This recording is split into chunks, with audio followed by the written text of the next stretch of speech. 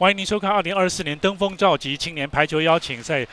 从今天8月2号到8月7号呢，在台北体育馆红馆盛大登场哈。今年已经是进入第3届。接下来男子组的比赛，高男组的内湖高工呢对战平荣高中，也都是在今年在刚结束的这一届的 HVL 的高中排球联赛呢，是打进最后6强的这个劲旅。那同时也是前6强或者前4强这种常客了，就对了哈。是没有错。那焦勇老师很开心的，就等于说高中的比赛其实可能全年没有间断了哈。没有。暑假这些选手呢，还是要集训，还是来磨练。对，其实我们在高中联赛这个周期性来讲的话，大概就是4月份的时候就开始，就是说整个比赛期去结束。对呀，告一段落。那开始之后，我们就开始做休息恢复期。那到暑假的时候，是真正在我们高中组的部分来一个主要的一个集训的开始，另外一个从基本开始阶段。那因为它是一个暑假，所以说我们训练的东西时间是长的，也是说让2年级或者是一些新手部分跟新生部分，然后再衔接在里面去。那平农的部分来讲的话，去年是蛮可惜的，进入前4强，但是最后输给了麦寮后，然后得第3名。那内湖高工其实是前4名的常客啊，但是去年在没有进到前4名，后来落到第5名。这样子啊，其实2队的实力都非常好，非常棒，只是说是传统的强队这样子。确实哦，在看到了这几支的高中劲旅呢齐聚一堂，然后女子组的比赛呢稍后也会登场啊，都是很值得期待在暑假期间的活动。那同时呢，高中队伍呢有机会哈，先看看自己哈这个，比如说高2升、高3的选手、高1升、高2的选手哈，他们的状况怎么样，能不能接上棒子？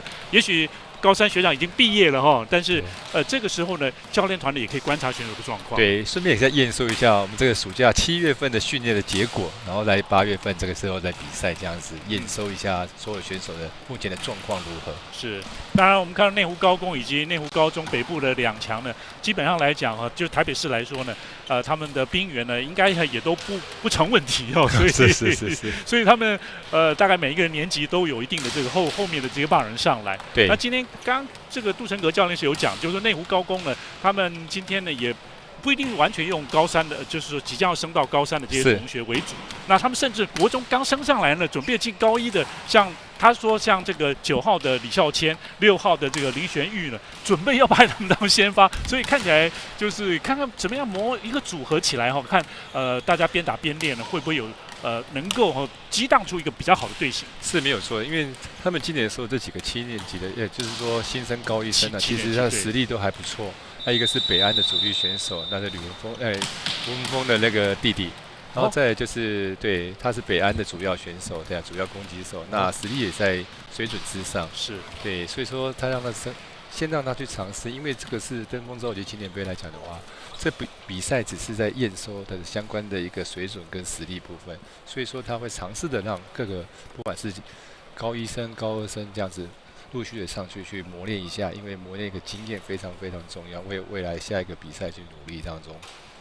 那平农的部分来讲的话，今年我看到今年新生的部分来讲的话，它是比较可惜啦，因为我看到他们平农的学校有新园国中、内埔国中，那大部分只有内埔民政，然后今年民政也没有选手过去，内埔选手是少数，那新园选手我看到已经分散到北部、中部了，所以新园选手好像也被拉了一些选手离开哈，所以说我们在看到今年平农的在报名的选手他们比较少一点点啦，可能在招生上面有点小困难。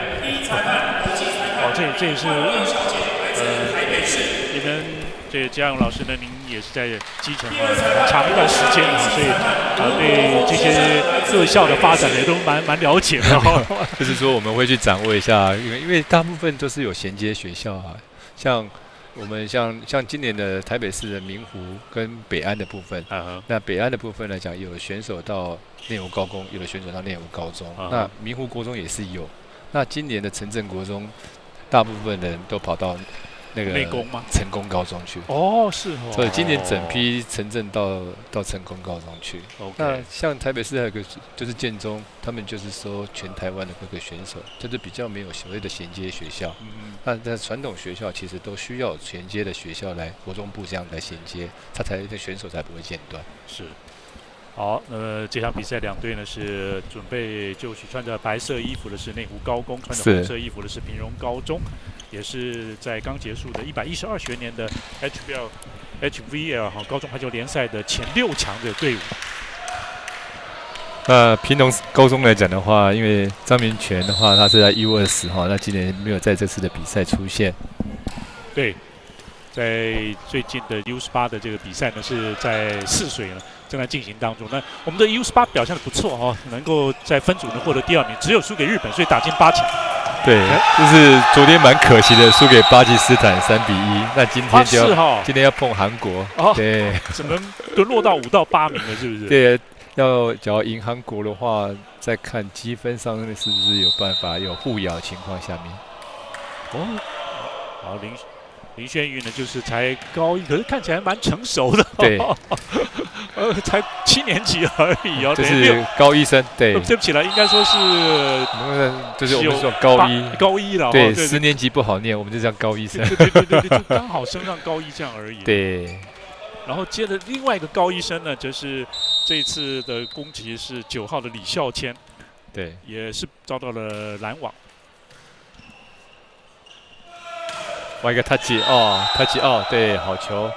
那这个是林哲伟，那今年是高3生，城镇国中毕业。林哲伟对，今年担任队长，也能够在城镇国中队里面出178公分，74公斤，14号。对。今年担任队长，主要攻击手，边线攻击。他觉得进攻长线2人对没有手起，默契不好哈，没有互相的没有沟通好。这个的太极其实球速已经变慢了，但是没有把球救起来，蛮可惜的。因为这是个反攻的机会。3号的蔡东成的得分，双方现在是2-2哈，红色衣服。右边哇，大炮攻击又是9号的李孝谦哦。对。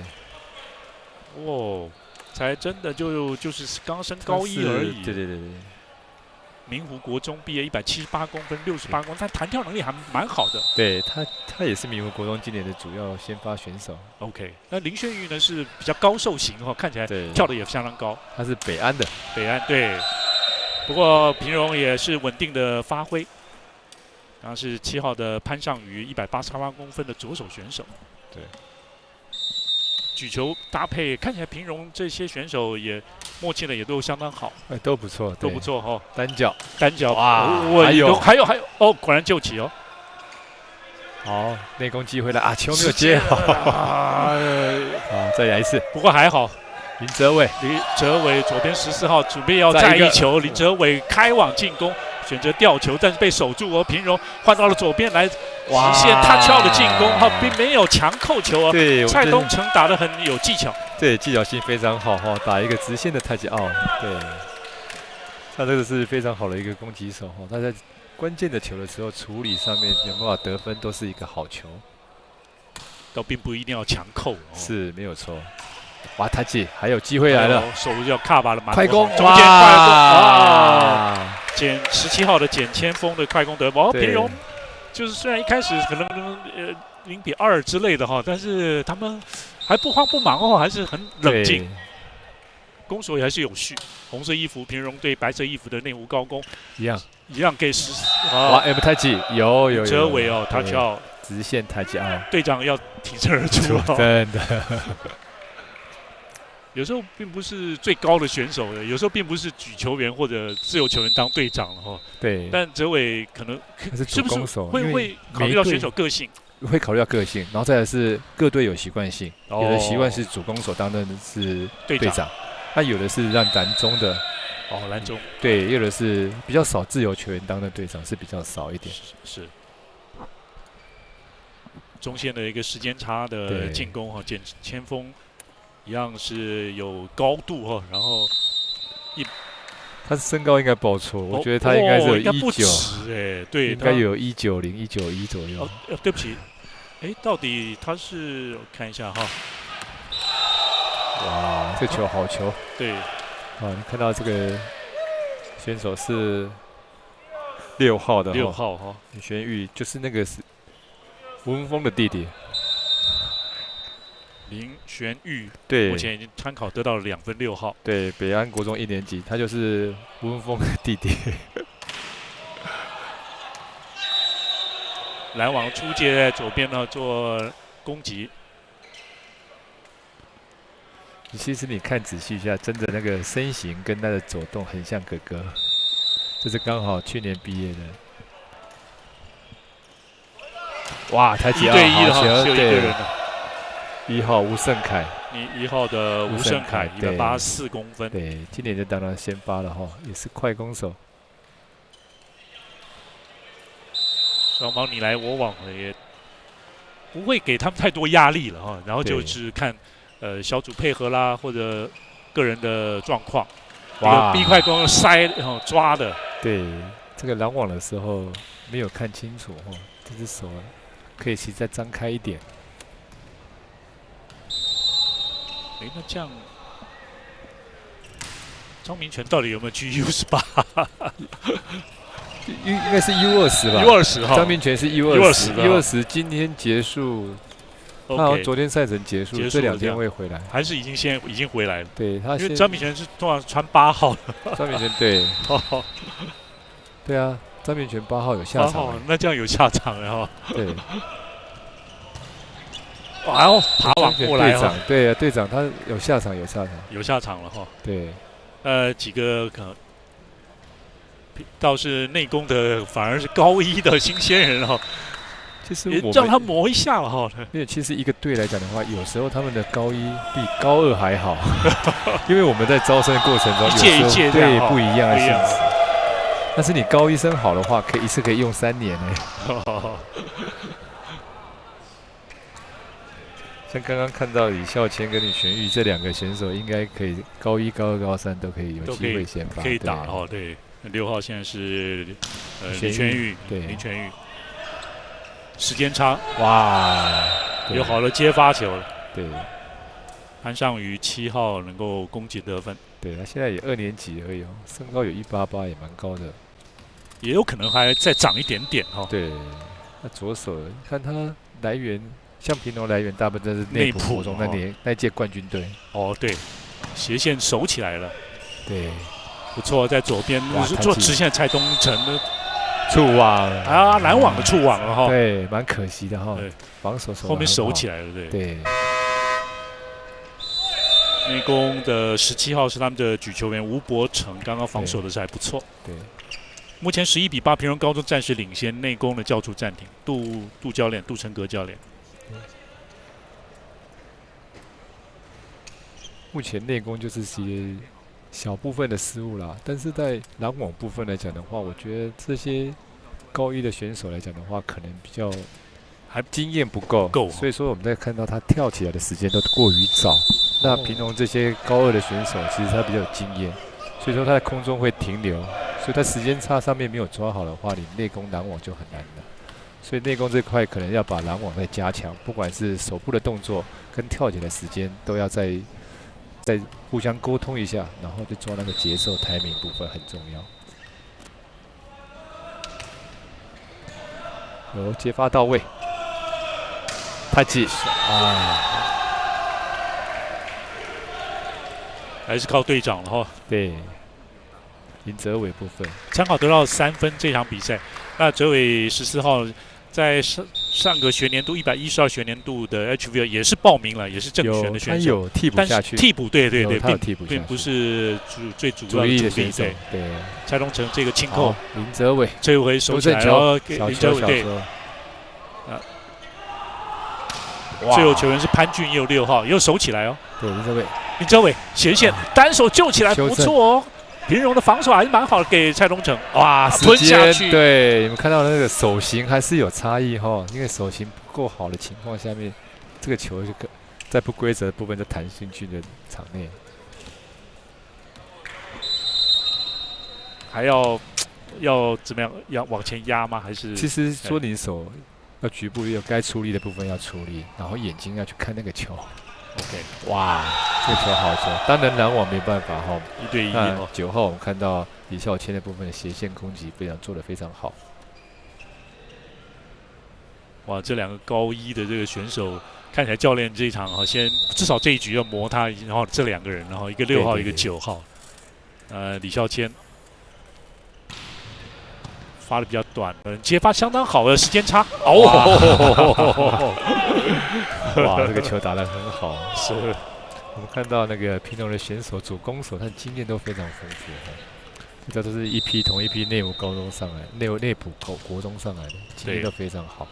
在6强战呢，今年呢，他们这2队也是交手的，当时是平荣获胜不过还是给林哲伟的得分。对，因为刚好剩一个举球员在拦网部分，个头比较矮一点。那当时平荣红色3号的蔡东成，在那场对内攻的比赛得到了12分，也是帮助获胜。当然季军战还是就是1比3输给麦寮刚刚这个姜老师获得第4名，对。哇，修正的过头，还有哇，没有角度了，对。内攻还是追上来，1分差，蔡东成3号。那在国中的时候，他在内埔国中那一年获得冠军那一年，就您讲的，对，111学年度呢，他是最佳边线的攻击手，对，最佳边线攻击手蔡东成 ，ace 哦，对，直接直线 ace，陈伟队长挺身而出对，林哲伟的跳跃发球，那追平了比数13比13，对，也逼出了平荣高中叫出了暂停。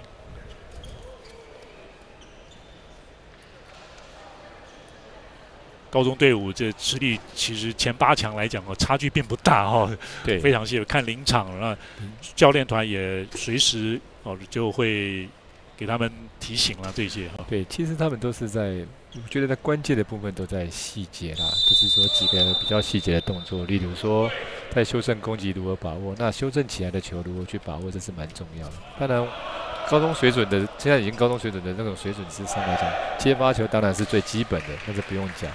所以说，还是以先接发球为主，那再来就是在注意到每个细节一个关键球这样的处理方式。是，今天是说平荣的这个陈俊昌教练应该是随队出去了对，然后所以由陈耀宇教练来督军拦网被抓到。像这个球来讲的话，掩护没有达到效果所以说举球已经被识破了，他会举给了那个第2时间的部分。是。试着后排也可以试着去用看看，我觉得他们现在的变化在战术上面来讲还是比较单纯的一点点。哇，又一个 ace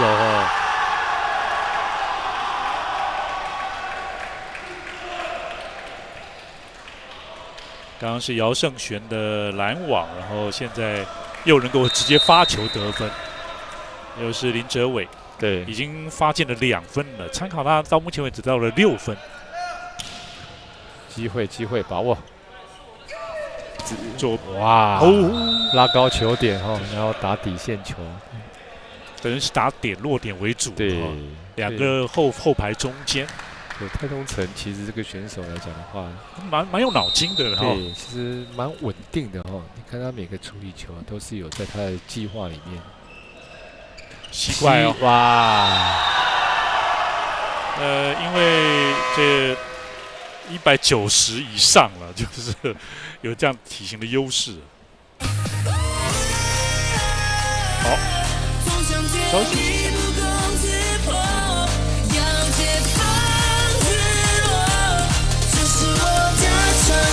感觉不是傻了。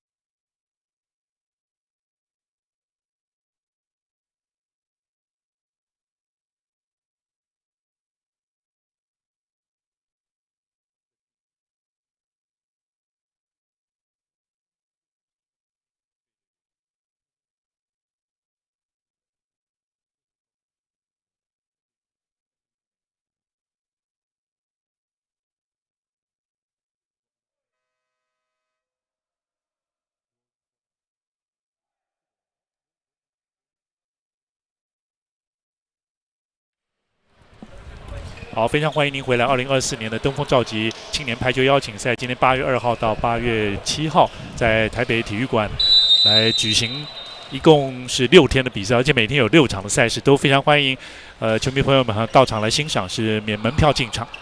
这场红色衣服的平荣高中对战白色衣服的内湖高工，中间的快攻，平荣也要止血了哈，前一阵子丢掉了一些分数。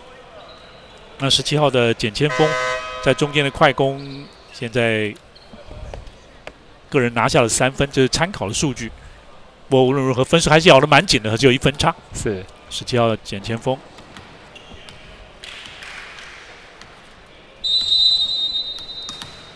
看到这些选手他们的潜力啊、未来性这些。是，哇，还发一个短球，好聪明。但是1对1还稳拦到抓到哦，后排给庄没有抓到哲伟哦。对，裁判没有看到。对，两边拦网都不差，斜线牛手起来了，快出力球哇，4球了。对，有内攻拿下了这1分。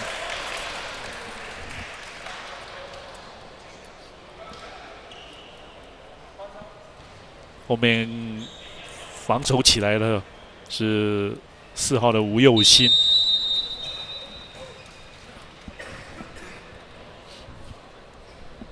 自由球员则是6号的潘俊佑啊，平荣高中。时间差，直线闪太多，闪太多了，好可惜。9号的谢玉红，一样都是来自内埔国中。对，谢玉红也高1而已哦。高1对，年轻176公分，对，个头比较矮一点，有可能希望再长吧哈。对。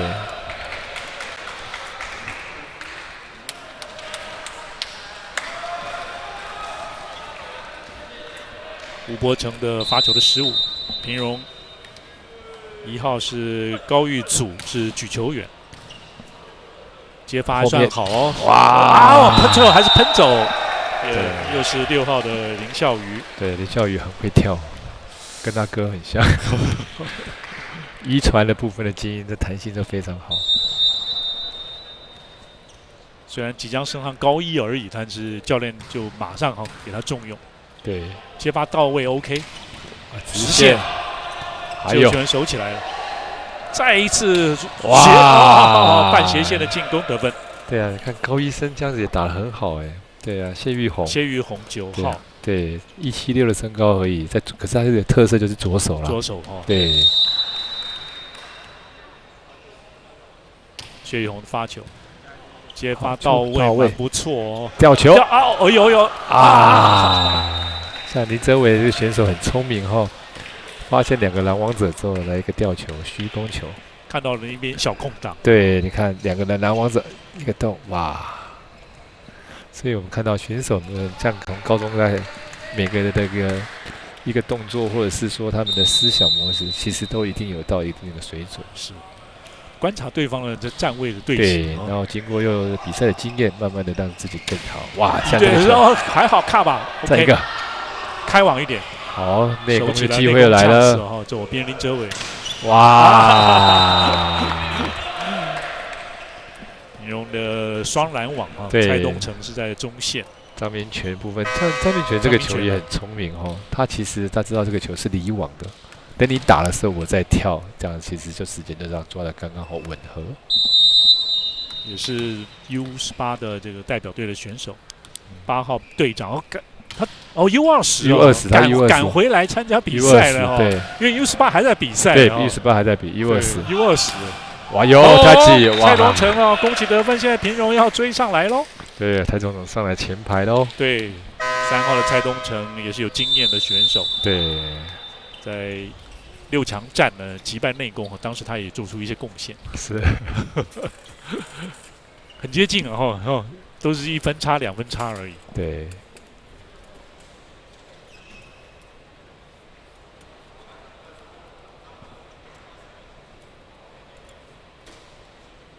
另外就是内攻方面呢，会不会攻击太集中在这个林哲伟上面？对，其实到位的率来讲的话，其实他应该是配一下快攻或时间差，因为我觉得他们球有到位情况下面，快攻用的太少了。当然是一开始的部分来讲，有人的做法是用快攻先给快攻，让对方吸引对方；有人就是快攻一开始就叫掩护。那每个队的做法都不一定，但是我们要看结果。我觉得试着可以用一个快攻，对，或者是调后面的攻击，对，马古的攻击，林哲伟打球，现在守不起来哦，机会球来了，而且是张明全守住哦，有球，哇，这个球就蛮可惜的哈。蔡东成因为平龙已经把防守起来了，守起来了，对这个修正球攻击得分的话，士气会提升，而且分数会追平，蛮可惜的。21-19，内务高工领先2分。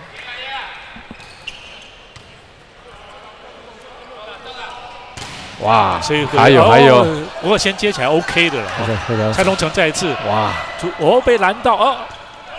哇，处理的蛮不错。哇，哇，刚刚救的那个更举球员，哇，吴伯成这个球用单手敲到一个4号位置的一个好球，可以让林哲伟攻击哈。然后平龙也没有注意到这个球的拦网。举球员吴伯成。他去年在高2的时候就当然先发了，对，就等于算是主举了。对，可是唯一的比较差就是身高矮了一点。他只有172而已。172嘛，对。我们现在连举球员都希望是180、190。高中的水准当然是越高越好。OK。好，内攻22-19，暂时领先3分。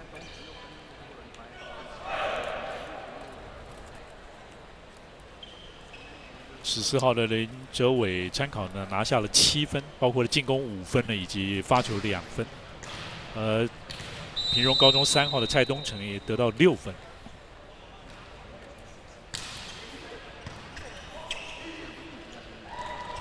哇，好，平荣机会球，看看，简切分快哦，双快上好，对，也是半快了。对，他可以打副攻位置，也可以打快攻，对，也可以打，应该是副攻，他是副攻位置。对，潘尚宇17号哈，然后是副攻，然后17号简前锋，2个位置还可以打。出界！哇，他击！哎，刚好在裁判面前，对。当然，这一项的这个邀请赛呢，是等于暑假期间的一个训练比赛一样哈。是。那规格并不是所谓这个正式的比赛，所以大会并没有这个能够挑战的这个机会。对，没有安排挑战的。是。快攻！哇！硬赛哦。需要简前锋呢，参考得到了4分在第一局，还可以再追看哦。平荣后2分差。举球是不是也会看对方拦网站位？没有错。可是今天我们看到两边的举球来讲的话，其实比较少一点点。那个是真的要用经验的去累积啊。有时候我们会等到感觉上要举个快攻，再举个第二时间，或是怎么样，就是说会用自己的身体掩护或时间差来去举下一个球。对。大部分都是已经算定好了，说要举快了，这样是不是？对，然后再来是用余光去瞄对方的一个拦网手是如何跑动。哇，今天的第一颗后排哦，对，平龙。你看7号的潘尚宇，哇，还有，再来看是给潘尚宇吗？后排没有配合好啊，最后一次的失误。就来回拨这部分的话，举球员还是比较平衡的举球经验。对他其实这个球来讲的话，其实我们在训练的过程里面，其实都知道防守起来的球，谁在后排会准备攻击，都知道。只是那个球举得太靠，那后排没有办法。好，第一局比赛，内务高工25-21拿下。东风召集青年排球邀请赛在台北体育馆休息一下，马上回来。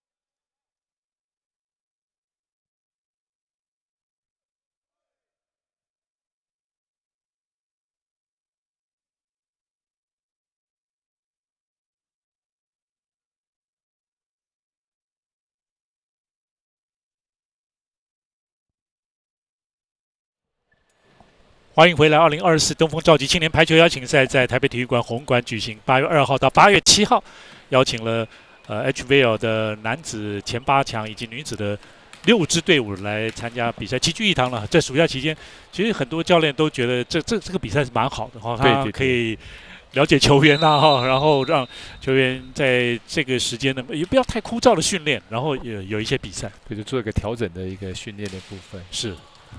好，第2局比赛开始，白色衣服的内攻对战红色衣服平荣，内攻呛手，哇！一个远距离拦网。对，其实这个球它拦网上回来的球高度其实应该是足够时间去救了，但是后面的选手是没有在注意。哇！发球出界了，蛮可惜。对。我刚刚的两人拦网啊，谢于宏。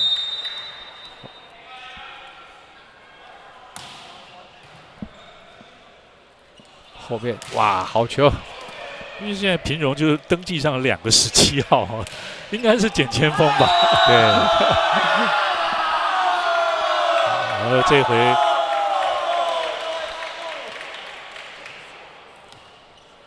拦到了哦，直线哦。一个陈思凯，他是193，所以说应该17号应该是陈思凯哦。对，陈思凯，对，陈思凯才对。对，193。陈思凯对。哇！连续的拦网。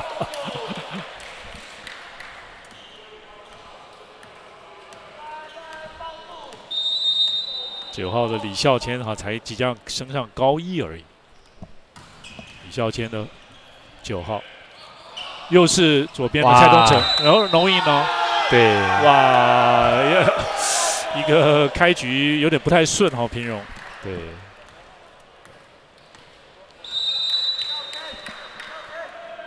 目前4比1，白色衣服的内湖高工领先。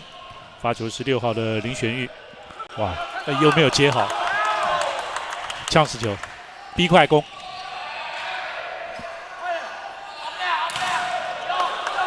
还是可以守起来，对，修正球，修正在左边给林哲伟，对，哇，直接把爆攻击，再下一城，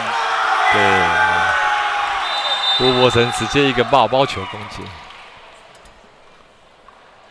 目前看起来，平荣整个在不管在接发球、在组织攻击来讲，都有点乱哦。对。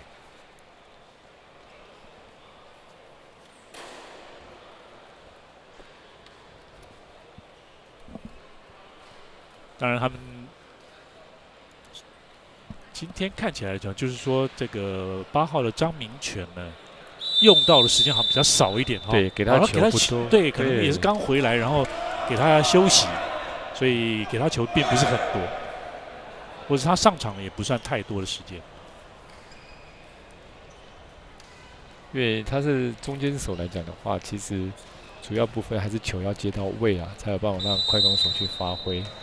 也是。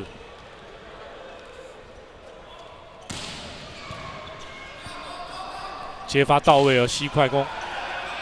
17号是陈思凯，拦到，哎呀！现在这一局内攻，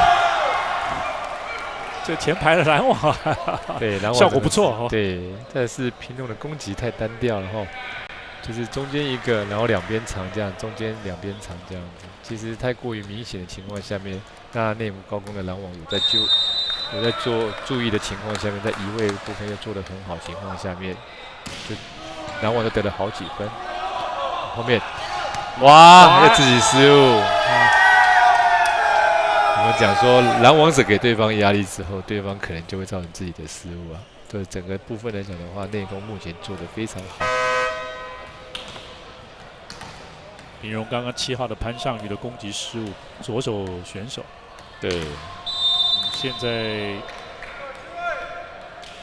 做一些更换动哈。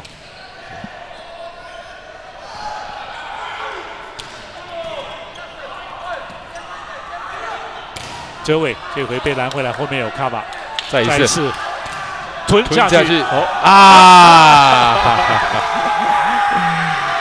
陈思凯的处理球太过于急了哈。因为我们知道往下球不是这样处理的方式，垫高比较好。对，垫高。陈世凯是民政国中，然后升上了哇，还是被收起来，对，后排。哇，打得顺啊，打开来了哈，1球1分了，现在。高医生好厉害。对，6号的林玄玉，9号的李孝谦，对，都很出色。对，林玄玉有184的身材哈，然后又有弹性又很好。兄弟2人都是排球好手。这一次有机会要看看平荣止血的时间差。哇，从中间灌进来。对对对。其实时间内功已经都掌握到平荣的攻击战术了，从4号往3号位置切了一个打时间差，但是在组合拦网的部分不够紧密的情况下，让球打进来。单脚，哇！这球吴胜凯一个2号位置的单脚攻击，那这个球其实在攻击的过程里面，球有一点过低，那这个球有点在接近硬塞跟奥塞情况下面，那平荣的防守选手在犹豫的情况下面就逃，哇，守住哦，又是吴胜凯守起来，对，跳起来举球右边，还有中扣往上的处理，赶快哦，潘上太短，对，机会球，平荣机会球，哇，判断的不错，这个球机会送到界外了哈。那刚好平荣轮的第3个位置哈，那张明权也上来前排了哈，因为张明权像高3的选手，以他的经验，应该是在拦网跟攻击部分都不错。哇，爬网过来，有注意还可以，太急哇！后面平人防守动作都是没有做完全啊，都只做一半而已。其实我们还是要靠手部或身体的力量将球往回压，或是出力挡回来的。对。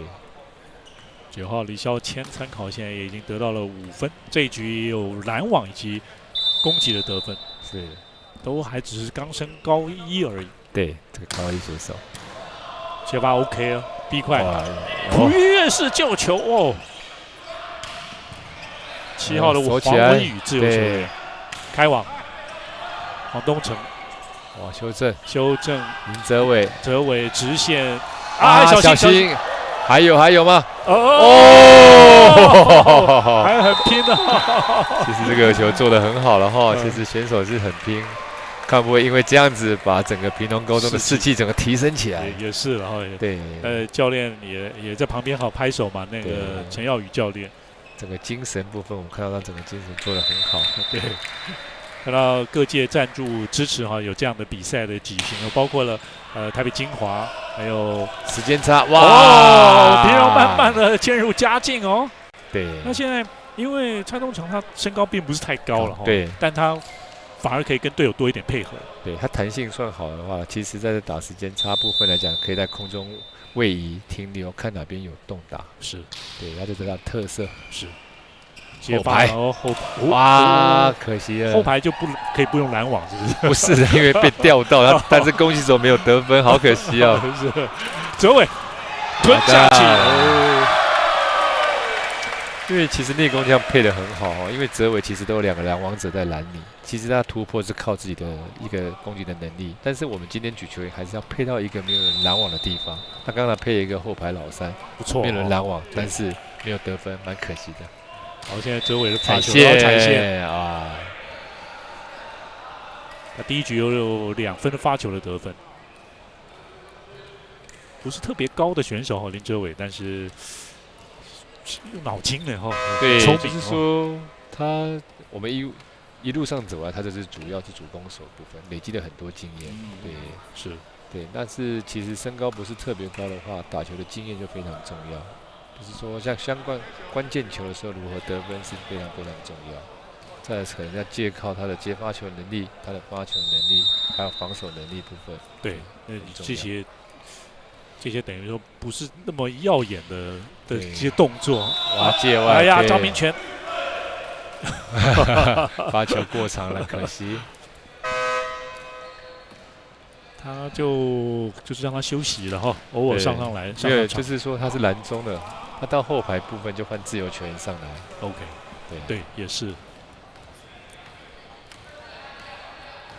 195公分呢。对。但是他在国中的时候是潮州，潮州，然后打边线的哈。边线对。后来现在转快攻。对。今年对内攻的6强的比赛呢，他个人得到16分，而且篮下了4分。篮网得分整季有28分篮网。哇！可惜出界。对，陈思凯。对，蛮可惜的。有高度哈，193公分。是。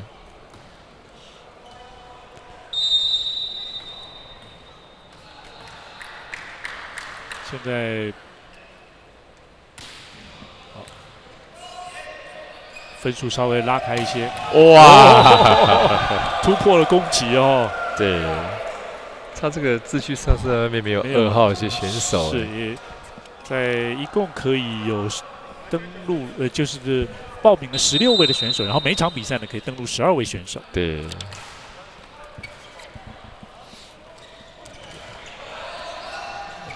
平荣还有机会，哇！硬塞，好球！对，这球处理很好，打点了哈。对，力量控制的也很好。7号的潘尚宇左手攻击手，参考目前呢总共得到了4分，也是来自内埔国中。是，哇，他记16分一直到不了嘞。躲这个球没有躲好哈。发球得分是。这也是高一选手的经验啊。1号的是举球员高玉祖，哎呀，接的也不太好。修正，看这就这么打。哦，敢打，但是救的也蛮不错。潘俊佑用波的，好，平荣呛死哦。潘尚宇攻击，但是守住，后排给哲伟，踩线。后排踩线，对，蛮明显的。原本15-5哈，石修志教练赶紧也叫暂停了，现在被追成了9-15，等于平荣连得4分。对，这个球看得非常明显哦，踩线。对。所以选手要知道说自己跟3米线的距离，因为其实这种东西的失误都不需要、不必要，因为这个是自己的失误，不是对方造成的。有时候会不会肾上腺素太高，然后太嗨了哈，就是看到球就要跳了，所以。对，可是我们边线攻击选手来讲的话，其实我们这条线我们都有一个感觉。对，只要是主攻或者是副攻手，我们对这个3米线是很敏感的。我们知道我们的步伐到哪里之后，这个球会。那再来是我们在攻击助跑之前，我们用余光去看这条线在哪里。对，其实每个选手因为我们重复练了很多嘛，其实对这条线本来就是要有敏感度，不应该这样的失误。是。一般高中的他们的体育馆里边线会不会太乱，然后就跟正式比赛？其实内湖高工的场地线最不乱，他们里面的线只有排球跟羽球。真的，很单纯的线，他们里面没有篮球的线。好，内湖高工16-9在第2局暂时领先。我们休息一下，回到登峰造极青年排球邀请赛。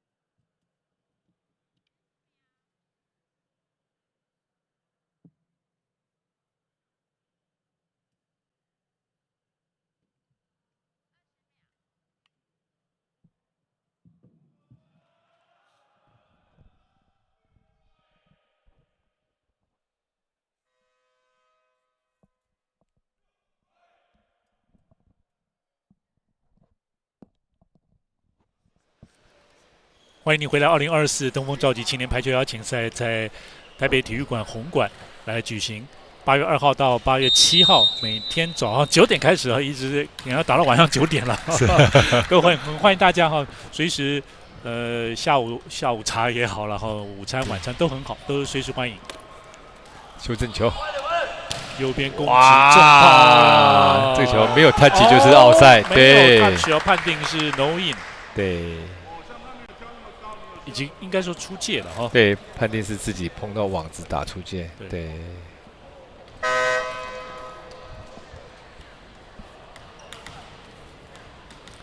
那比赛的规格哈也是都按照正式比赛的哈，没有错，没有错。裁判呐、都是这个国际裁判呐、或者都是国内合格的裁判，然后场地哈也是标准。平荣高中的红色衣服这回吞下去了，对。潘尚宇其实是平荣的主力啊。看起来对哈，可以多用他哈。对，我觉得选手还是有的选手就是在调整啊。是，他可能他的一个最好的一个状况不是在现在。没错，对。跑绕飞飞，哇，被抓到，哇！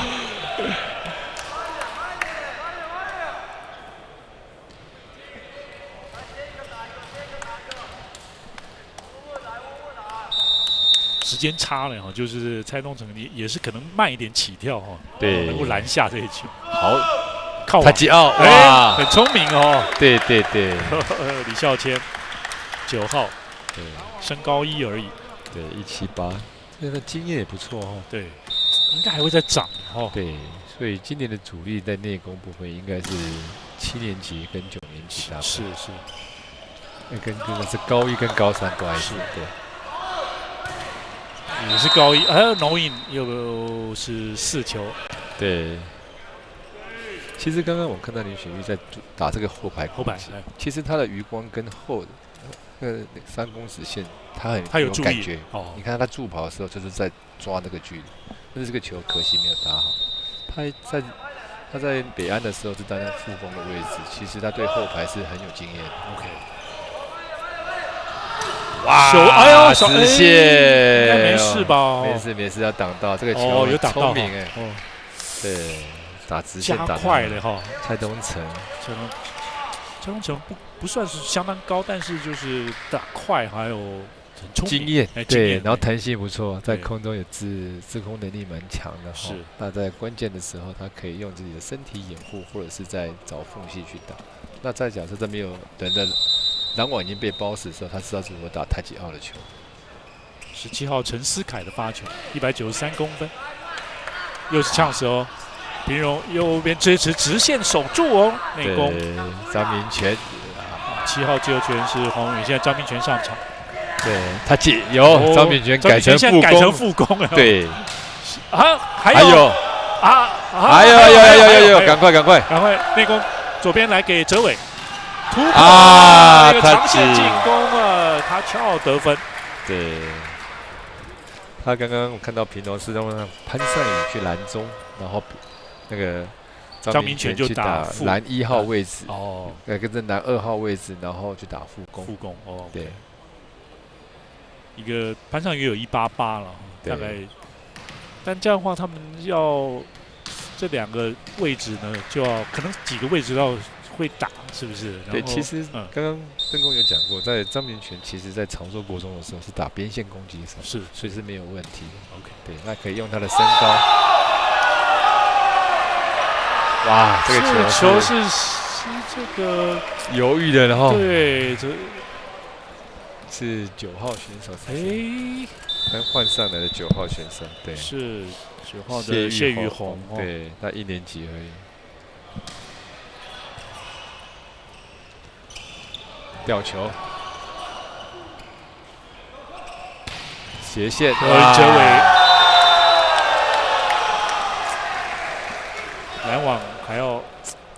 其实这个篮网部分来讲的话，其实篮中的部分他已经做得很好，就是说我们在篮网部分2个人旁边直线的是定位，然后我旁边的是做组合，他这个组合是做得好的，但是定位定得太直了，造成斜线的空隙又出来了。哇！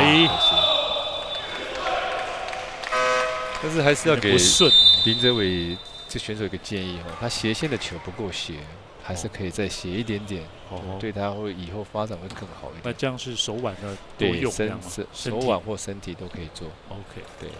那平衡部分来讲的话，我觉得他现在整体的默契上面是比较不足的。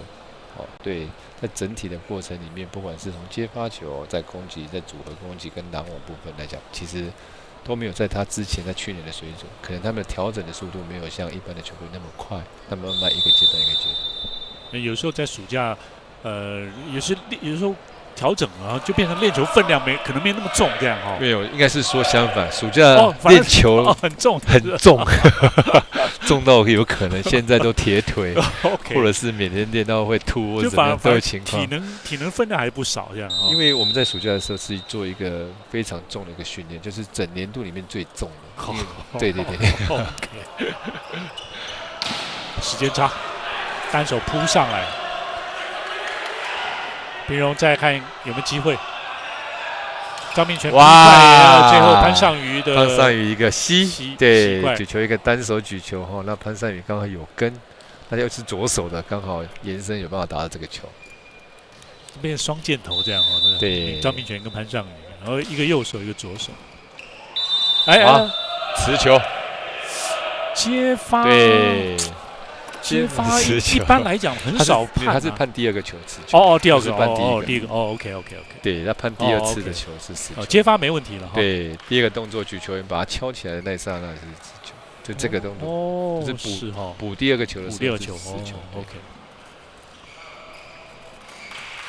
那其实接发球我们不会抓2次，但是可以抓持球。持球可以抓，但是2次不会抓。对，裁判是判持球，直线哇，好球。他知道篮网者来讲的话，1号举球员个头比较矮，就直接打直线。对。那张明全的部分身高有195的情况下，显现他就不会做攻击。参考林哲伟的得分也到2位数了，目前是得到了13分。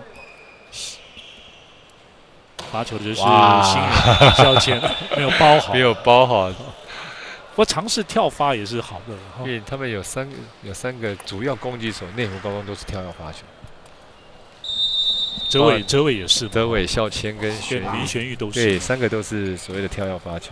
林哲伟自己接自己攻击哇！因为他很大，他本身的攻击动作就是大，因为他个头不高嘛，我们起跳要尽全力，所以他个头助跑的动作本来就很大。那很大的情况下面又可以做一个小的动作，细腻动作，其实对方根本没办法去做准备。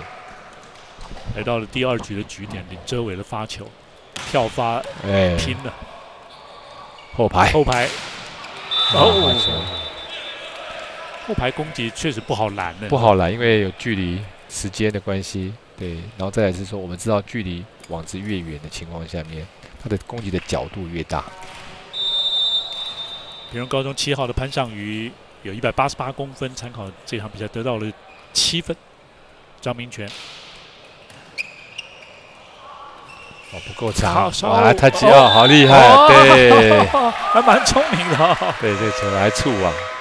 林玄玉的这个制胜分，在第2局比赛，内湖高工再次以25-17拿下。目前在局数上，内湖高工2-0领先平荣高工。2024登峰造极青年排球邀请赛8月2号到7号在台北体育馆红馆。我们休息一下，马上回来。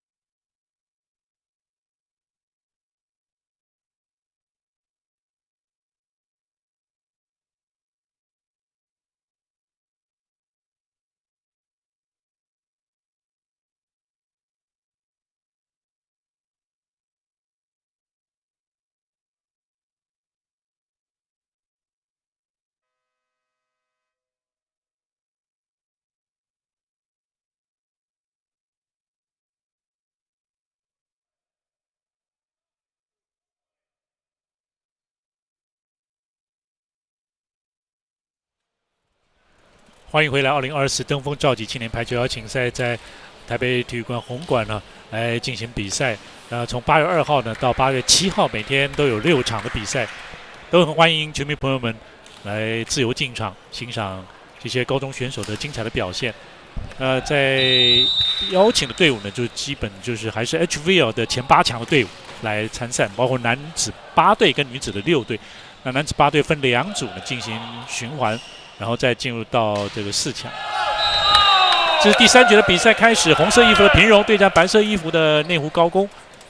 对，我刚刚看到潘尚宇的部分，一个2号位置的一个攻击得分，因为他左手看起来就把他培养一个举队这样的角色了。他其实在内埔国中就是非常好的一个攻击手。是OK， 哇。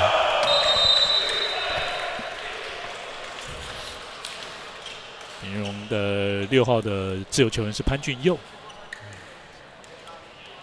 这个是高一的林玄宇依旧是相当强势。对。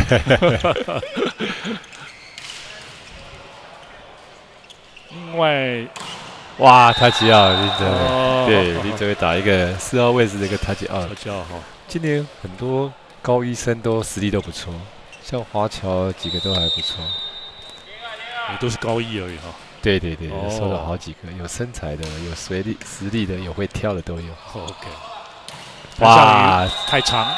对，这个球是不是举球举得不够长，还是自己进去的时间太慢了？他打起来经常感觉就是打点没有那么高这样。对，就有点太慢了，或者举得不够高了是在他们自己的配合没有配合好。哇，好球！9号的谢玉璇呢，也是左手球员所以平荣这个9号跟7号这2个左手球员。这个也是个高一生的谢玉红，谢玉红高一，对，也是内埔国中。是。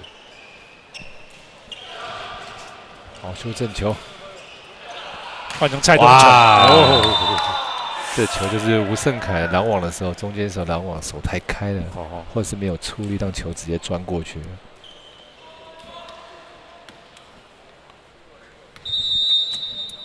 这各个环节都要做到，真的不容易哦。斜线，哇！这位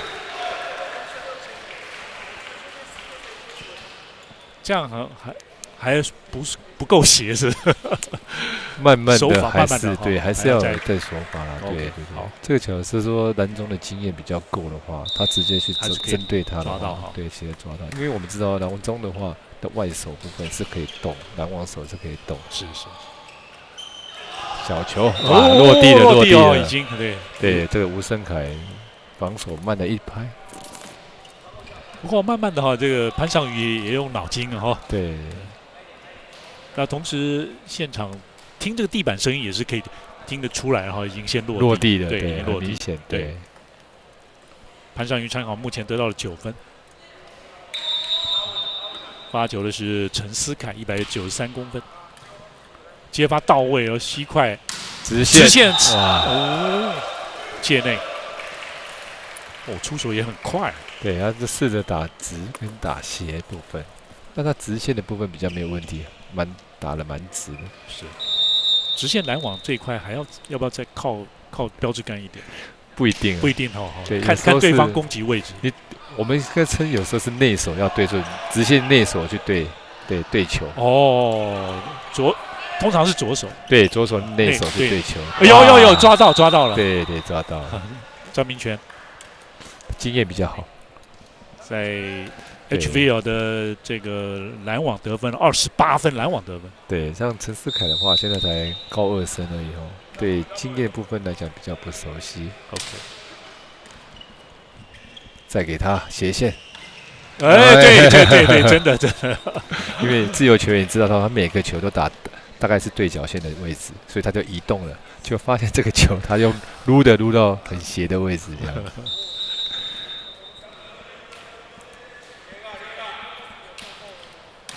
这位的发球，后面哇，蔡东成的重扣，对，高度啦这都很好。其实我们在攻击部分来讲，其实在组合攻击，举球员站的角色真的很重要。像他这样举起来之后，只是一个拦网者，以东城的实力来讲的话，绝对得分没有问题。是，我们就是怕举球员举起来都是2个攻击，2个拦网者就是很头痛。参考阵容可能得到12分。内攻也有其他的球员了哈上来。对，这是4号。4号，对。4号姚胜璇192公分。对，其实他本来就是跟吴胜凯2个篮中的。对对，2个篮中的选手。他们有没有关系啊？可是姚胜璇来讲的话，他上面是写他是举球员呢。举球对。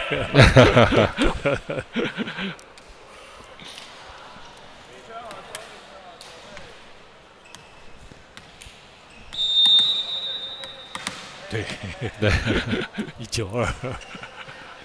他们确实是有一个192举球员的。对 ，OK。他起，哇，触网了，可惜了啊，可惜。对，9号谢玉红触网了。至少在这一局，现在平荣还是咬住1分差。对，我们会看整体看起来，我们感觉到平荣是比较疲惫的感觉。就是说选手的部分的调整呢，好像不是在最好的状况之下，是蛮拥挤的哈。不过最后还是界外。哎呀，界外了，对。先碰标志杆吗？没有，他直接弹出界外，对，弹出界外了，对。9号是谢玉红，当然平荣应该算是来最远的地方来的了。后排球，你看后排真的打很好，不错哈。对，潘尚宇部分，对。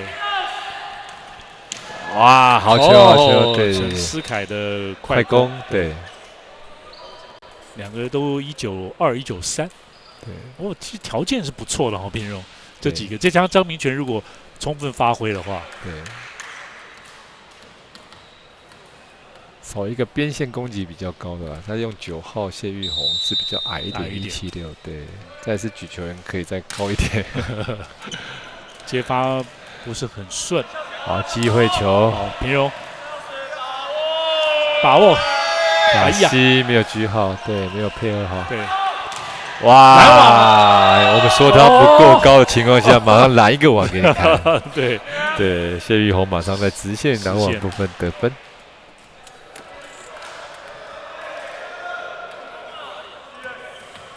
稍微慢一点起跳哈，刚好都是蓝高1的生，他们经验比较好，这是互相有比赛过，都知道对方的对战组合或者是打击的习惯性。对，哎呦，这几个对接发球都不是太好。谢玉红吊球，就到后排处理球，哇！1对1，竟然被陈思凯抓到了。对，陈思凯这个时间抓得很好哎。杜成哥教练，过往也是国家队的举球员。刚刚听彭文龙老师说，还在他当教练的时候也带过那个杜教练去国外比赛。对，有一次。哇！李孝谦一个斜线攻击，对。9号李孝谦，6号林玄玉都是高1，升上来刚高1而已。对，国中刚毕业，跳发，哇！个人突破，对，吞下去了哈，这个球。对。因为他是主力，其实他整个人就带了2个拦网者走，拦网者直接跟他走，你看。对。没有人要理那个陈思凯，对。潘尚宇得分到2位数了，哇！对，所以说林哲伟角色他的球路被对方抓了，好像其实他的得分不会那么容易啊。手腕可以再多用一些了哈，路线球路可以再更广一点，对，可以用时间。或者是用手腕方向来去弥补改变他的一个攻击方式。是。这局现在平荣呢暂时是领先，不过领先1分2分。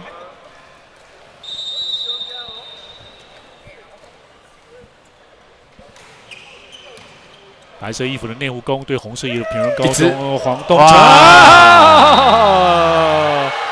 拦网送上遥远祝福，是弹回来刚好都空档。举球动作还是过于明显了，他连看一下后面都没看，那王者就已经准备要拦。救起来了，修正给哲伟，14号。对，另外一边呢？处理球，举球也没举到位。没到位的情况下面，攻击手应该去处理球才对，而不是直接扣到网袋里面。对哦，就是还是要互相帮忙哦。对，弥补这样。真的是事实是举球没有举好，但是攻击手还是有责任把球处理好。另外，举球倒可以再多喊一些声音看看。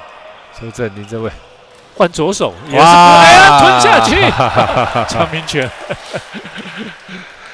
对被欺负了，自己也很懊恼哈，这个球被吞下来，而且是对方球举的过长情况下面用左手处理球，是不是掉下来他要尝试再去带一下，勾一下。假设在上面，我们会教选手说，在上面动作做完，不要让球掉在下面。哦 ，OK， 就比较快，不要那么麻烦。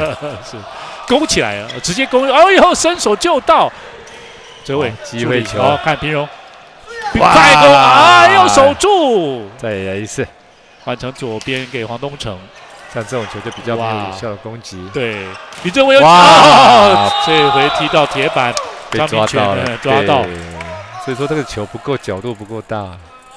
你看民权的左手，你看整个侵略性过去，你看我们看民权的左手有没有？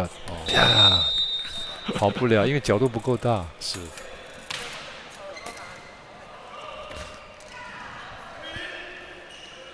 后排，哇，界外没有 touch 哦，没有太近，对，他也想做 touch out 了哦。对，因为现在内攻是1-5的队形哦，在后排部分用的比较少的情况下面，其实泽伟都会被对方拦网者设定好。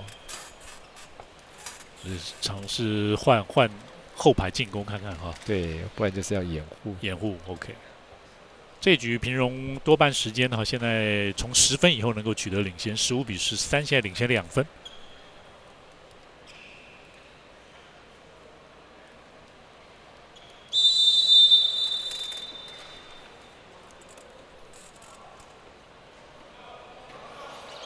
当然，以内湖高工来讲呢，还因为有2-3位的这个高一选手，看起来是会有可能了哈，会是主力了哈，应该是主力。看到报名表里面来讲的话，高升没有比较好优秀。对。当然，今年就每年有一批每年不同的这个选手，招生不一定是招生的好。对。那招生你好了进来，不一定在里面发展的不是那么好。对。奥赛哇，无界太长。这是很有概念哈，不错哈，来一个后排2个攻击手，这样一波进来，16-13，平荣高中呢暂时领先内湖高工。休息一下，回到登峰造极青年排球赛。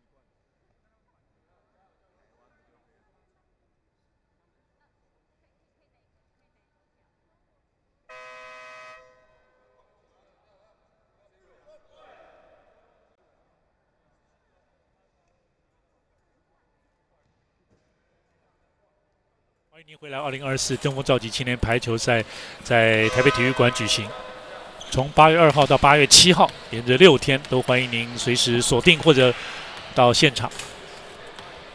邀集了高中男子组的前8强队伍以及高中女子组的前8强，一共6队，女队有6队。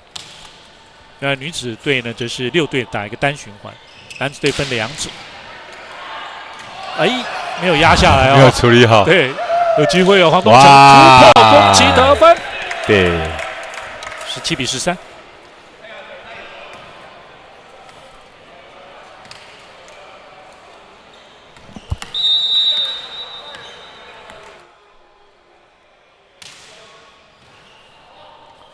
内攻大家轮番上阵，后排又再次踩线哦。对，林玄玉这次越中线，还暂停了哈，分数被拉开的差距的5分了，18比13，平荣领先最多的一刻，才一点点。哇，裁判随时注意一些细节哦，裁判也余光也很重要，也很重要的。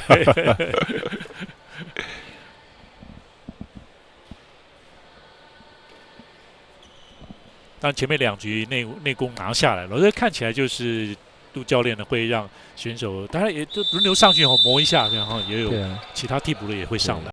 这也是说，其实我们到第3局啊，其实有时候选手在摸熟了对方要怎么打的情况下面，其实就有差异了。那再来就是说，你攻击手不能说，或者是举球员不能说每次的做法都是一样，到第2局、第3局还是要有所改变。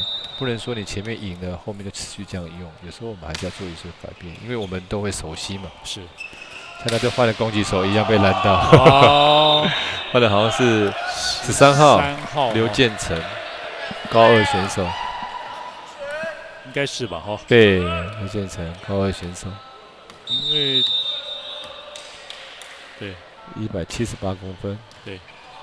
这个位置都罗东国中，哇，中间突破了，对，出手快一点的话，哎，而且中间对中间突破得分了，而且就是内攻也1、2次的这个被拦下来或什么，没关系哦，再尝试这样。那像每个位置来讲的话，我们都知道，其实我们当教练有个责任，就是说我的位置在哪一轮失分最多，我要用什么战术来突破减少这个位置，就是我们事后要去检讨的。哦，因为每个位置都有比较好、比较弱的位置。哇，再从中间得分，篮网手2个人组合的中间得分。对，有经验了咯。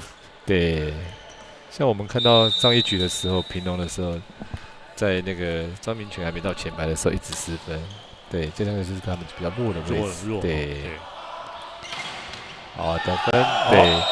那相对来讲的话，内湖高工来讲的话，主要就是他们在1-5位置的时候，林哲伟在前排的那个位置，那个位置他们是失分最多的。所以说这部分来讲的话，他们要配合后排或配合一些战术，这是最重要。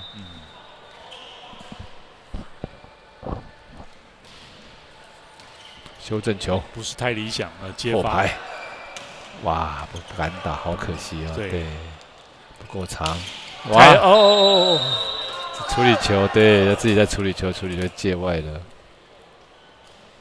高1、高2的选手，对，潘建成高2嘛哈，然后再升上来，然后这个林玄玉还只是高1，对，所以还是要经验的累积，对。对。时间差，他记哇，后面刚好空档。对，这个应该要移动去救球的，蛮可惜的。所以确实，现在张明权在后排的时候，看看考验的平荣高中了哦，可以追分，对对，被内攻有可能追分，因为现在内攻这个位置刚好前排2个主要攻击手在前排，举球员在后排。OK， 对，所以说他们位置是好的，就是选手是3个都是前排攻击手。哇，这球处理的太好了，错，对，球举的靠网的情况，对，球举的很靠网情况下，那个处理的很好。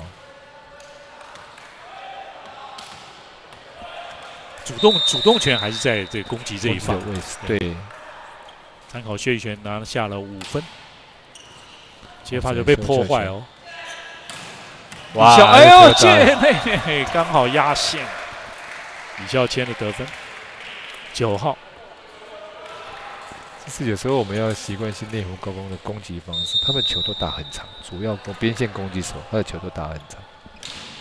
防守上要沉退一点嘛。对，因为他们球是打长可以打touch，喷出去或怎么样，他们不会一昧的往地上打，对，这是内湖高工的传统。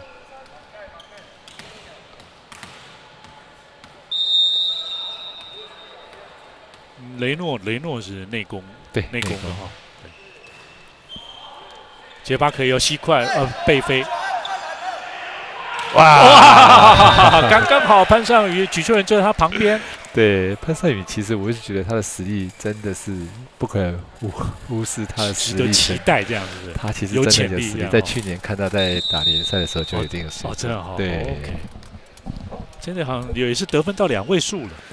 对，去年确实就是包括拦网也好了哈，攻击也都还蛮出色。6强战对内攻也拿下了10分，然后对麦寮也拿到9分。这局现在由平荣24-18，现在要直落3比较难一点啊。快的有了啊，刚好被抓到。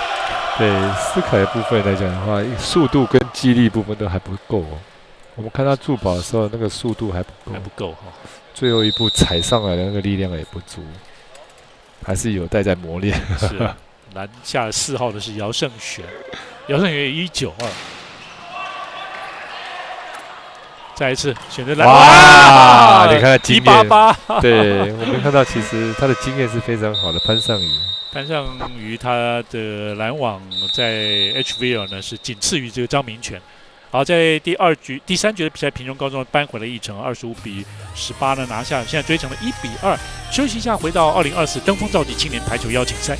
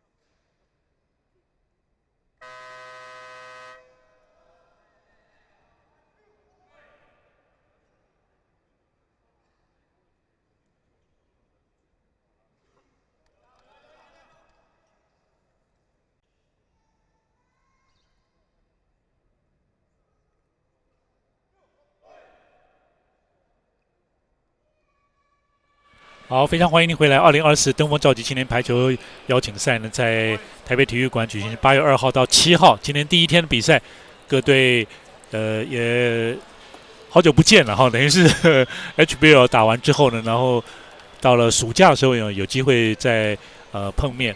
那对教练团来说呢，其实也都觉得是很好的一个磨练的一个机会，然后来发掘队上的问题啦，了解选手的特性啊这些。那另外呢，就是，但就是说，因为固定在台北举行，就对中南部的学校，尤其屏东啊，对实在是蛮远的啊。是说得很好，对对。那不过也是很开心看到平荣啦，这个福城哈，他们都过来了哈。那中山工商哈也都过来，南部的、中部的都有，对。所以大家也是把握这个机会哈。屏东有屏东高中跟枋寮都来了，枋寮也来，对。那女子高雄的部分有中商也来了，福城号也来，对。再一个，哇，把球点拉高，很聪明哈。只靠手腕，对林玄玉很聪明控球的，对林玄玉，对，这是第4局的比赛。目前白色衣服的内湖高工的暂时2比1领先前面3局。第4局双方1比1，林玄玉跳发，有了，哇，出界！在干嘛？对，可能打得太爽了，是吧？潘尚云，就条件上来讲呢，其实。平荣几个身高190左右的哈，都188哈，都不错，他们条件都不错，但是可能呢还有在磨练的哈，还有经验呐或者变化性。斜线林哲伟，对，林哲伟其实在陈思凯拦网的时候，林哲伟其实得分效率是很高的，因为他知道陈思凯的拦网的经验是比较不足的。到时候要不要把？球对直线，对，很聪明，对，让球留得再长一点点之后，可以打直线。就你左手攻击手呢，就不管2号位或4号位了，你都要练哦，都要练，对，要不然的话，攻击手每个位置都要练哦，每个位置都要练，对。没人能拦网可惜了，2个人在互相对望啊。高个儿有时候到底是你救我救这样子。其实我们在这个选手的一个观念就是要主动哦。对，就算我不怕你抢球，就是怕你敢看球。撞到一点点也没关系。对，我们就是最怕2个人在看球。是。对，像这个球，那个张明全的快攻就得分了。是。195公分，相当值得期待。当然，攀上这个张明全这样的话，可能在高中的时候已经习惯打这快攻了哈，打篮中了。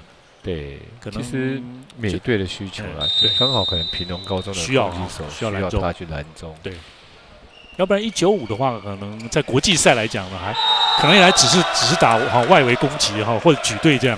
对他应该U20的时候是打边线的哈。对 ，OK。但是回来母队没办法，因为母队没有篮中的选手。好，从第3局以后，现在内中这个4号的姚胜璇呢，也有所发挥。哇，哎呦，1对1，经验还是比较好，张明全。对，他知道高的球要怎么处理。对，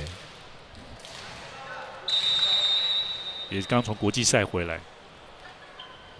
另外一支 U18 队现在也在亚洲 U18 比赛当中，在80，对80，看这个球会被拦到了。我们看到拦网的对象不一样的情况下面来讲的话，林哲伟的突破率就没有那么高。我们看到他直线整个定位得很棒，有时候心理上也有点影响啊。对，就民权拦网。所以说林哲伟这个选手来讲，他担心的是好的拦网者，他就担心。OK， 因为球点不够高的情况下面，因为个头不是那么高，但是你的球路跟你的技巧性就要好。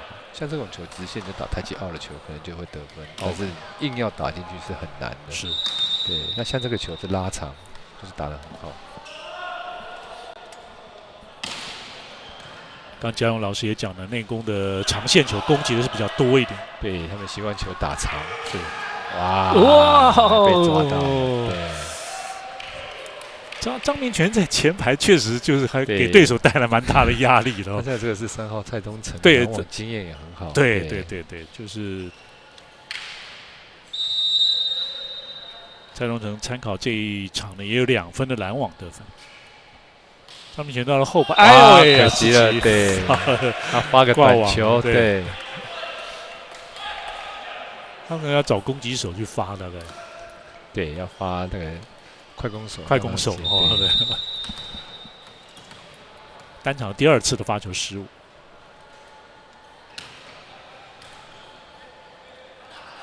姚胜选4号的发球，用抓的，哎，他是前排，对，好球，前排好，哦，对，前排， OK， 对。高祖玉1号，对，主力的举球员，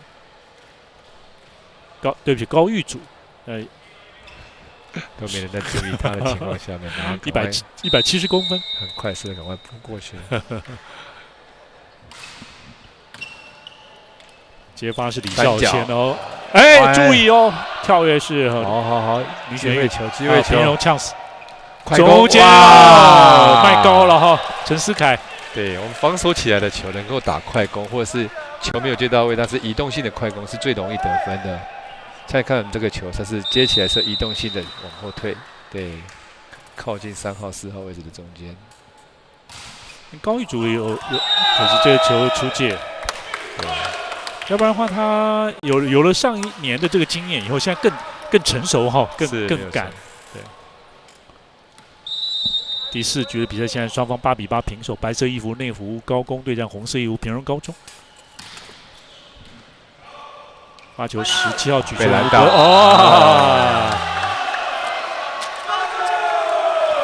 他举给快攻的动作太明显。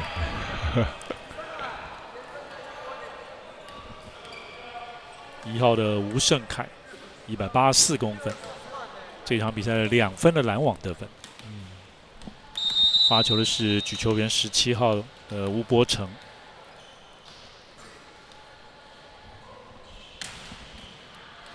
哇！接内直线得分，哇！哇，发得很直很准哎。一般这个举球员啊，他们的发球都用脑筋啊，然后其实他们有威力，会整体会去看哪边是点发的比较好，怎样的球可以破坏你。又来了！对。是，我们看到举球员的发球不一定是跳跃发球那么强烈的球，但是他们会去发点很准。对，好像是举球员的特性。是。那分数现在被拉开了3分的话，那平衡的部分来讲的话，还是真的要从先接发哈。对，再就是专注力还是要集中啊。两队的实力其实是差不多的，就是其实说在场上的一个表现跟专注力的一个注意，对。但是每个球的一个把握度还是要真的要再加油一点。不过确实就像这个，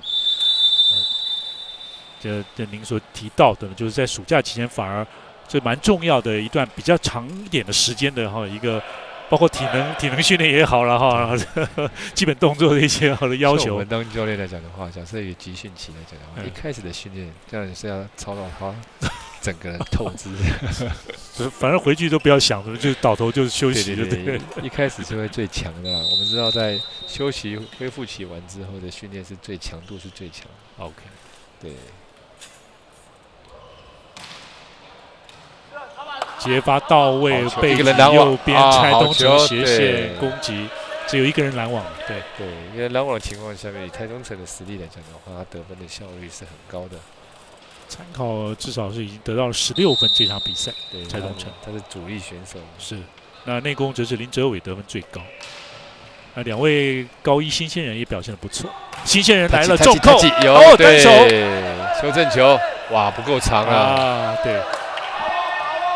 不过，哇！双线进攻，右边6号的林玄宇的得分。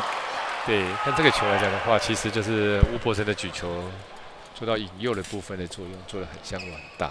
对，就是还是要跑，然后中间手还是要跑一下。有时候往中间集中打，有时候打边边这样子。对，变化比较多，完全都是打边的球。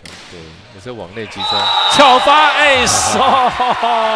哇，林玄宇可能是这场内攻得分可能会超越的林哲伟哦。对，因为发球也可以得分，攻击的部分也可以得分。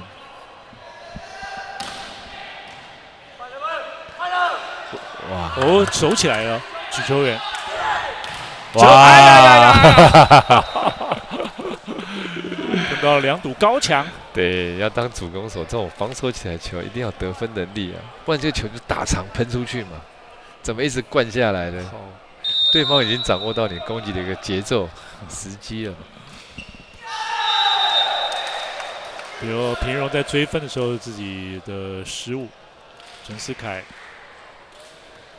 193公分。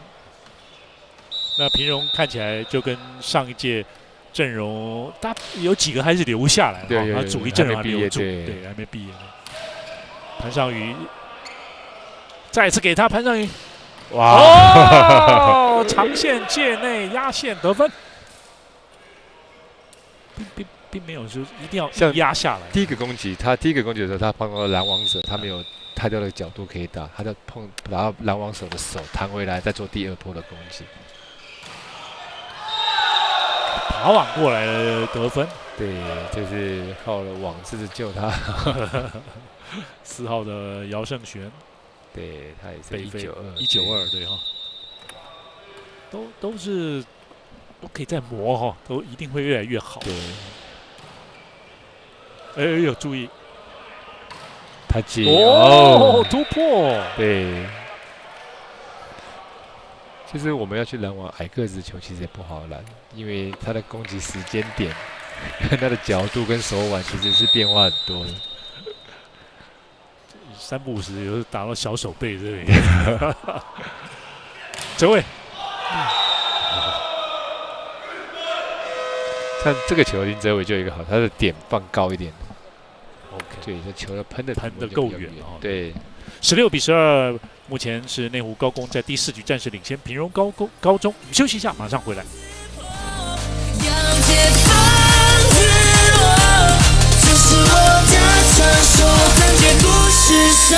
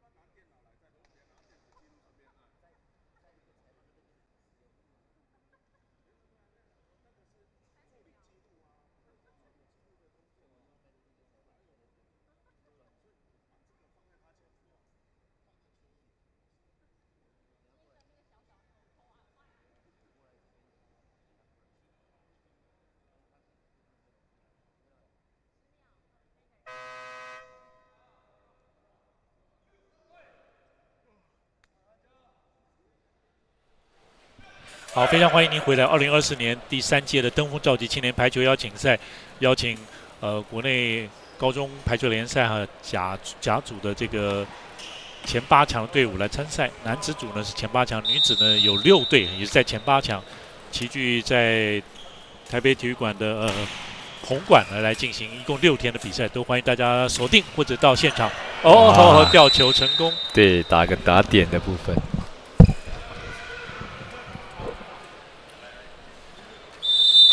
参考蔡东成呢是得到了17分。张明权换举球员上来，对，换8球员上来。OK， 他到后排去了。对，换4号。OK。吴佑兴，对，吴佑兴也可以当自由球员。西快，还有，后排打，潘尚宇自己打。对，7号。再换到左边给林哲伟，然后说他长线这是对的，后排在处理，看看，再一个吊球还是给林哲伟，还有地上哈蔡东成，再来一次看看，内湖高工已经第4波的进攻，终于还是没有，左边重扣，哇，界内拦网得分，哇！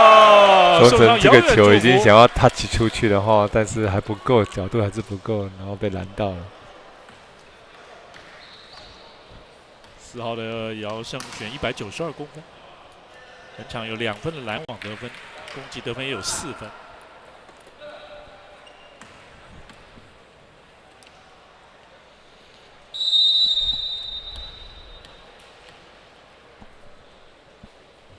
1号的吴胜凯上场。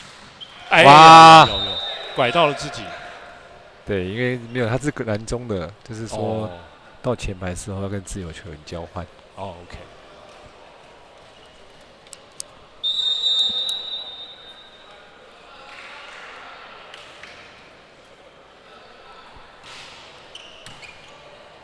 发球是举球，哇哦哟，对，很刚好漂亮。拜天公，对，被收起来，再一次再次了哈。挑球，哇！哦，看裁判怎么抓？哦，他抓脚了。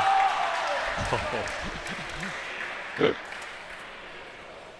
这两个高一选手，一个6号，一个9号，然后还胆识啊哈，蛮够的。对哦，整个水准在以他同年龄来讲，那甚至在高，算很好的选手。对，发球是举球员吴波成。对，吴波成的发球都会得分，而且会破坏了他的一传的部分。对，修正球太靠网靠网了，对，自由球员修正给潘尚宇，哇直线，但是触网啊，越中还是线，越中线，线哈，对，越中线，越中线是整只脚要踩过去。对。哦，他助跑的时候，刚刚哎呦，他助跑的时候左脚已经在线的那边。哦，他是那个吴胜凯的脚。哦，对。重扣背啊，还是拿下了这一分哦。6号的林玄玉。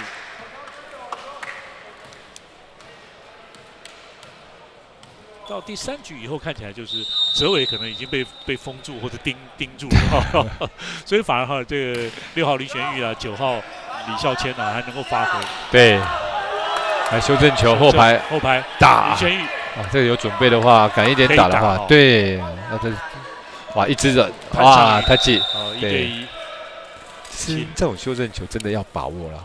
假设我们今天只是安全球过去的话，其实对方在做一个组织攻击，其实我们机会就被动性的哦，对，对属于被动，所以说我们比较难去在没有办法得分，就会造成对方得分。在这种是强力双方都是强力排球的这种情况下，对，而且这个球从外面修正进来，打死对方，那个整个气势就起来了。是，对。12号的李俊这个时候上来发球，接发蛮好的，西快被守起来，守住看看再一个泽伟吗？没有，后面右边他记有，哎，平荣。潘尚宇也是守起来，双方来回拨了球哦，后排进攻敢打，有再一个，李俊也守起来了，左边给林哲伟，最后哇，还有，好球，不放弃，快攻，快攻，往上处理球，被张明全抓回，触网，啊，可惜了，对，彩的对抗哦，对，男子选手一样哈，还可以。多来回，对，多来回。但是这种球来讲的话，其实我们就要注意那种谁是当中有办法做出来最有办法关键的那一分得分。对。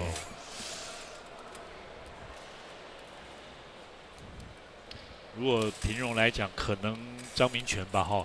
张明全中间的快攻，假设因为刚好潘尚宇也在前排。对，也可以哈。对，就潘尚宇来讲的话，其实刚好他举2号位置给他处理球，其实他也有那个能力处理球。那现在部分刚好内攻哦，林哲伟在前排，对，然后2个高医生在后排，所以他们后排就要跳出来，这就对他们的战术就要运用。刚好举球员在前排，所以说这是像这个时候内攻要稍微要注意一下。举球员现在是后排，现在前排是有9号跟林哲伟在前排。博成是快攻，盛凯跟举球员。失误，好可惜，再一次。林哲伟吊球，哇！怎么没人去救呢？哇，这个得分。对，这个球没有把握的话，平龙对，现在落后3分了，而且来到20分了，对方。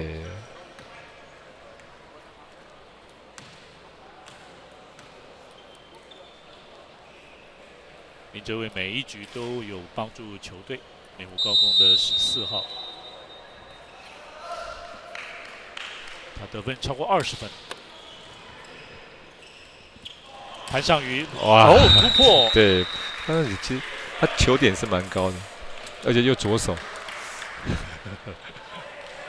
整个攻击的掩蔽其实已经做得很好。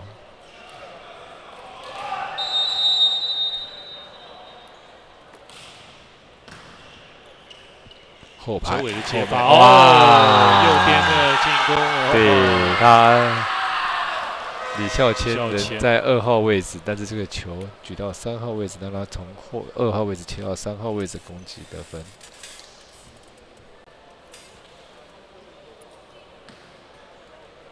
内湖高工现在21比18呢，取得领先。对，现在换黄成峰，现在再来是高一生。哎呀，哇！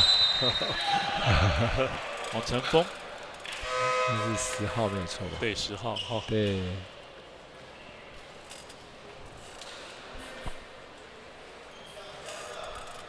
21比19，还是内湖高工暂时领先2分。发球是9号谢玉璇，哇，单脚，对，姚胜璇的单脚攻击，对。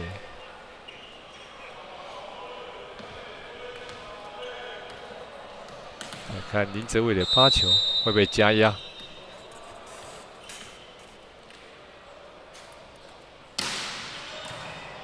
接发还不错。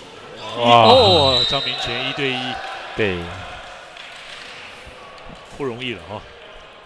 这比张明权这球有用力跳。对。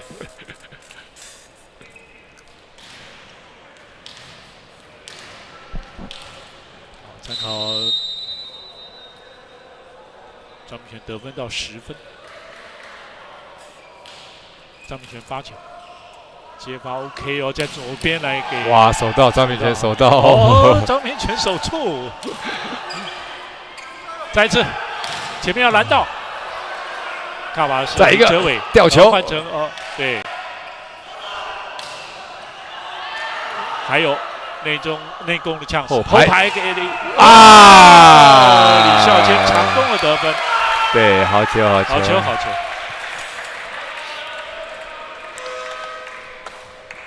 9号李孝谦得分也是到了2位数，178公分。对，高一生。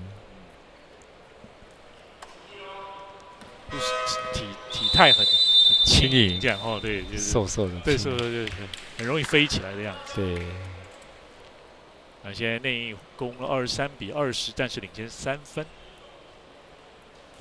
而且是已经来到再2分就有机会拿下这场比赛胜利。是。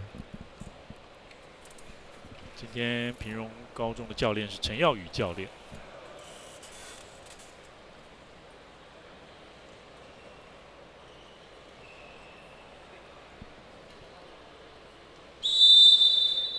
在上一届112学年度的 HVL 高中排球联赛，平荣高中获得第4名。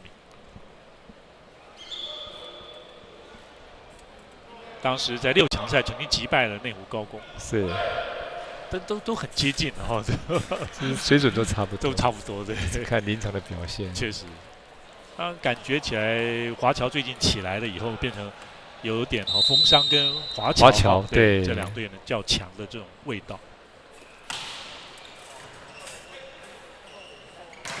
黄东城的攻击，对，拦网的中间突破，2个拦网手的中间，平荣还有机会哈，但是差2分而已。对，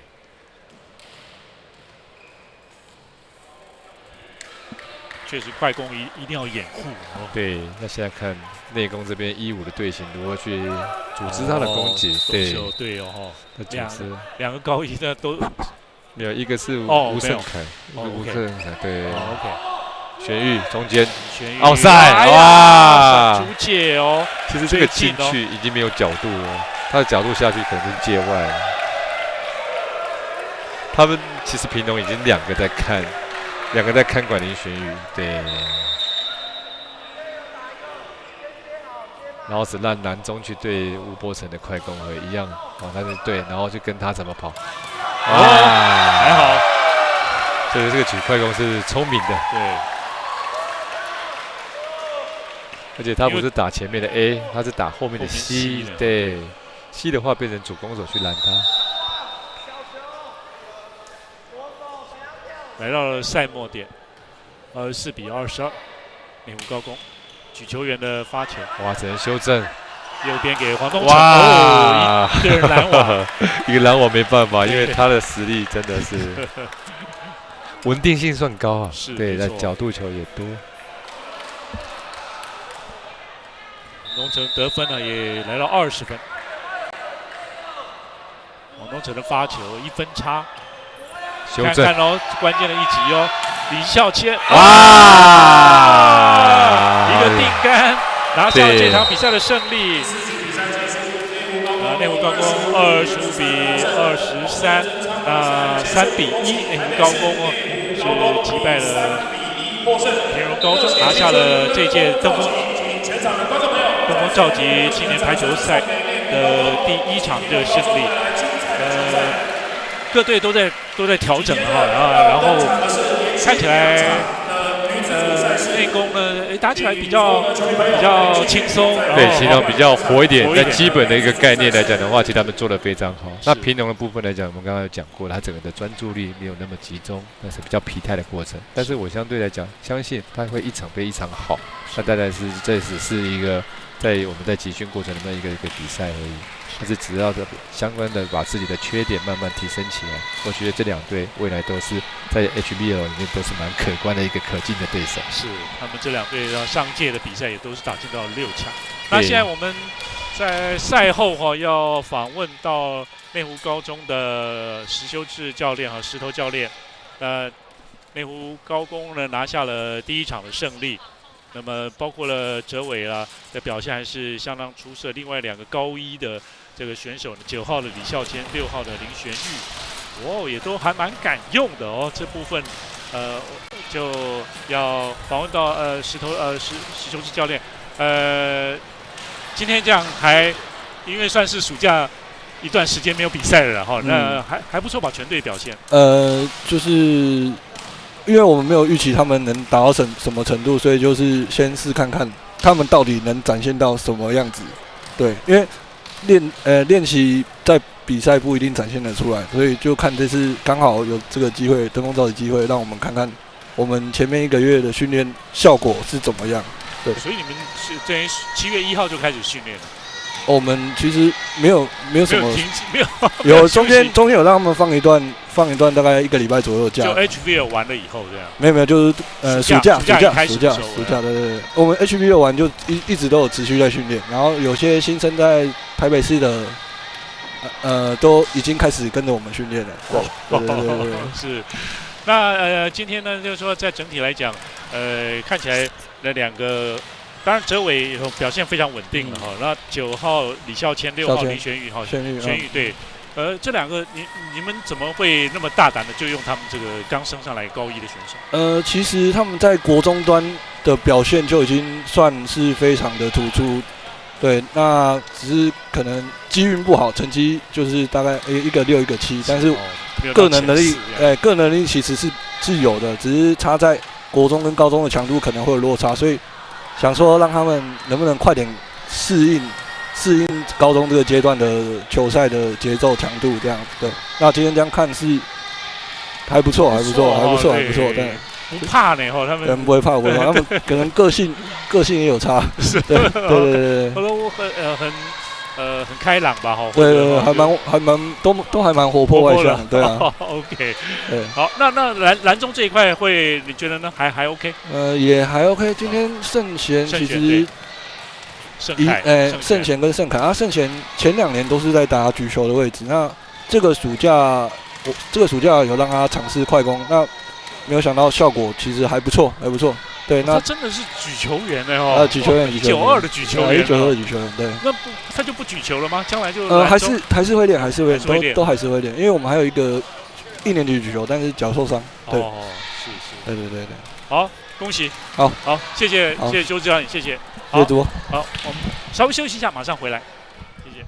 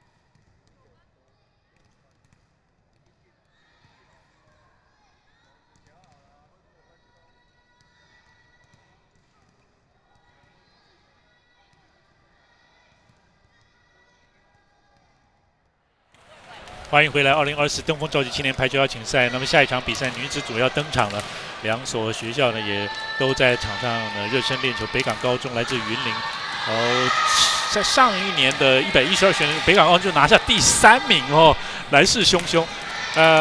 刚刚看到这些这个年轻的选手，姜老师您看了他们牺牲假期了哈，然后要投入这个排球的训练了。当选手都是这样子，对，就是喜欢这一块的，然后没有错，没有错，所以要牺牲一部分东西，一定要牺牲，对不对？人家在玩，我们在练习，但是相对来讲的话，我们学到很多东西跟激励，对不对？其实我们选手就是靠平常的日常在学习的过程累积上来的，不是没有办法一步登天的。是，对。当然，这个学习呢，可能各队也会球技、体能这些都非常的重要，但是不是也能够大家也互相的，比如说有的人他喜欢。他的兴趣是读点书，或者是说兴趣有其他的各种的也可以再接触一些其他各种。对，因为现在选手来讲的话，其实我们大部分的选手，他剩余的时间大家在玩手机比较多，但是以目前来讲的话，多元的部分有的高工，那其实他们都有学一些技能，就是不完全都是高中部分，像英歌高职，对，像那个。屏东这边也有内容高工，对，屏东高工，对他们都有是走一些相关职业学一技之长，其实对他们的发展都是未来都很好的。OK， 好，那今天这场比赛呢，是由内湖高工呢以3-1呢击败了屏东高中，这是登峰召集的青年排球邀请赛大家战待训的样子了。稍后女子组的就要登场了，谢谢您，我们稍后见，拜拜，拜拜。